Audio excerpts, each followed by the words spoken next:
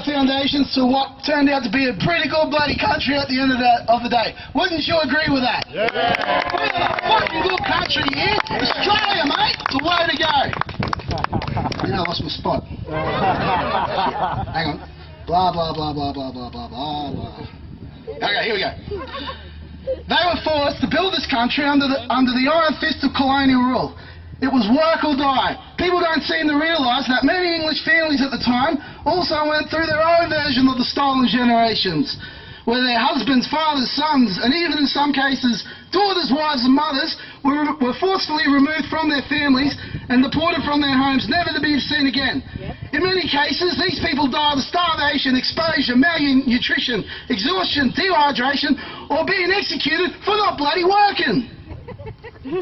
How are they remembered today? They are remembered as invaders and racists by our PC far-left institutions, and that pisses me off. And it's down in the books of history. And this is what is taught to our kids at school. The families of these people don't get any special treatment, they don't get any government handouts or payments, concessions or recognitions, nor is their hard work noted in the books of history. Yay! Everyone in Australia suffered in these early days. It was a hard time. Both blacks and whites did it tough. Changing the day or rewriting history will not fix a thing. It's up to us to keep writing this story. Our story started 26th of January 1788. We got to keep it that way, all right? Who wants to hear me rant on Islam? Yeah. I didn't write anything for this, but here we go. Islam is not a religion of peace. It's a totalitarian dictatorship. It is our death cult. Whoever said it over there. Death cult, well said. The problem with Islam at the moment, if we examine it, is a section called Wahhabism. You go home and look that up. It is funded by bloody the oil trade with Saudi Arabia.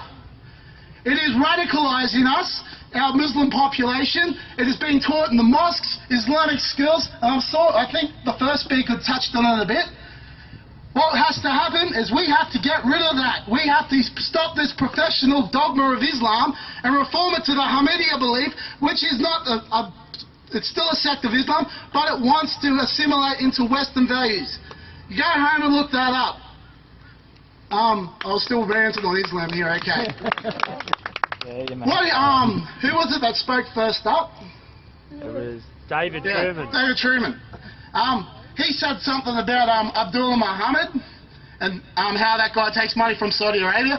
That is spot on the money. He runs the Karabi Mosque just up the road here as well. And what they didn't say on that is he's also been taken to court for taking money from Saudi Arabia and spending it to fund Wahhabism. And that disgusts me. Also, that same fella at the beginning of the first Australia rally, he went on 4BC. And he went up against Scott Moreland. I don't know if you guys some of know that guy.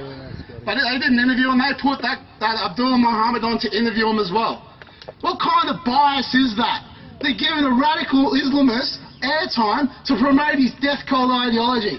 And that pisses me off too. I don't really have anything else planned to say today. I can keep jabbering on if you want, or I can give the mic to someone else. Alright, I'm off, see ya.